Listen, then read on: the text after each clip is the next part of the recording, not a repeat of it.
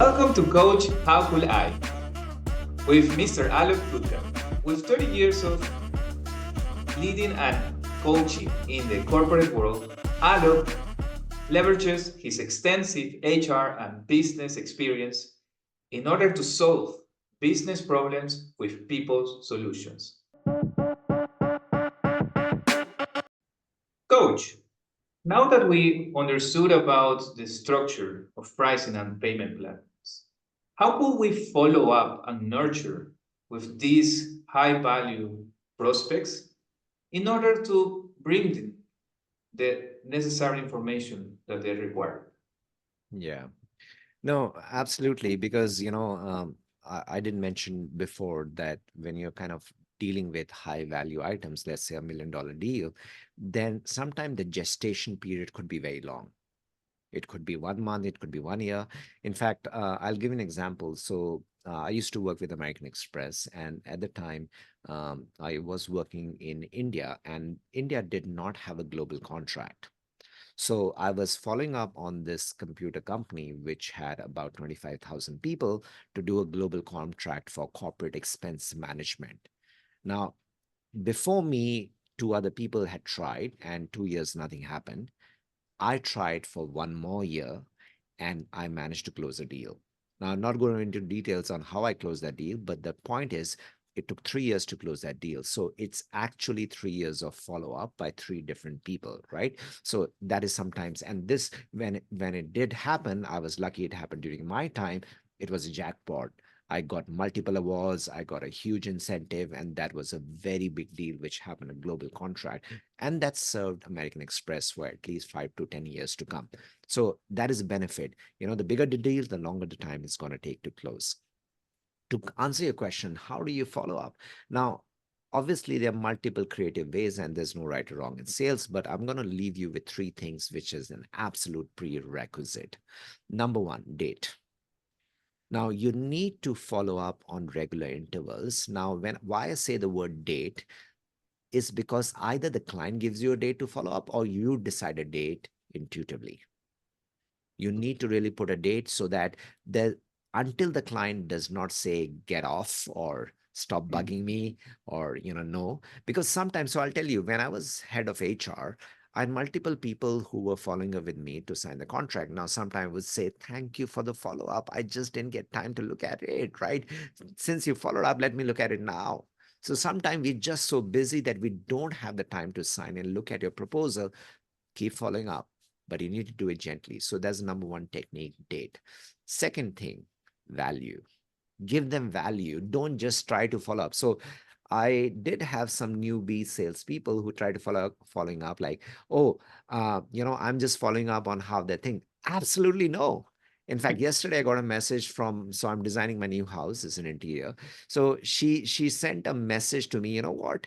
Your lead has been activated, just checking if you're ready for a conversation. I'm like, bugger off. That's not a way you follow up, right? So again, you got to add value. So one way I used to add value to my clients is send them an article which will be useful to the point we're discussing. Send them a post, send them a quote, send them something which can be of value around what you're talking about, so that it's a kind of a subtle recall to what it is. That is very important. The third thing I want to share is psychological techniques. Now, there are a number of these techniques, but I want to just use one technique, which is psychologically used by real estate brokers a lot. It's called the law of scarcity. So again, when you go to a broker and said, oh, there are 10 people who are kind of inquiring, but I've kept it for you. There's only one condo available, so they kind of use that law of scarcity that, if you don't kind of sign up now, it's not going to be there because there's just one off option. So you're going to use that. Now, if you're selling your time as a consultant, then you clearly can talk about how much work you're doing, and don't make stupid claims like, I'm very busy. No, that has no evidence. Talk about real cases. Oh, IBM has booked my time for December, but I can give Microsoft time in November. So again, what you're doing is subtly giving some evidence that how busy you are. So that's a psychological kind of a technique you can use. to kind of get people. So in a nutshell, you can use date, and this is more of a self-discipline you need to involve to follow up with the client at regular interval. Second, add value. Don't just follow up just like that. And finally, very important, use some psychological technique like the law of scarcity. Wonderful, wonderful. It's time seen from so many different perspectives. As time is this value that we give, um, offering the exact dates, making sure that actually the value that they get is paid by the time that they are going to expend in it. Yeah. No, Wonderful. absolutely. And let me supplement one more point. Sometimes one of the big problems salespeople has is emotions. Yeah, When you get rejected by a client, when the phone is banged at you, that's not a nice feeling, right? But yeah. then when you follow the follow-up process I just defined, the date, the value, the psychology behind it, you'll not feel sad because you're doing it mechanically. Often people say do it with feeling, but no, not the follow up with feeling. Yes, put feeling in it, but don't get the feeling when you get rejected. So you got to do it like a discipline. You got to do the checklist like a checklist. I follow up. Yes, when you're doing the follow up, put some feeling into the follow up, but then the whole process, don't put much feelings over there. Do it like a discipline, something you have to do like a chore, and then you'll hit a jackpot, and then you can take out all the feelings you have. Perfect. And would you define that these checklists, these are frameworks that we should take from already used solutions, or can we adapt these frameworks to our lives? You can adapt, right? Like, for example, I mentioned the date. So, what I've given you is the best practice.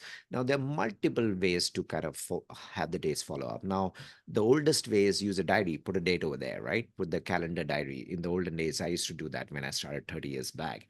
Then I moved to an Excel. In an Excel, I put a date. Okay, now this is the date I'm going to follow up. Now, I use a CRM system, like a pipeline management system.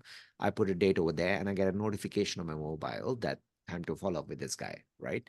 So again, you can use different techniques and tools, but remember the tool comes later. The discipline comes first. No tools can help you if your self-discipline is lacking.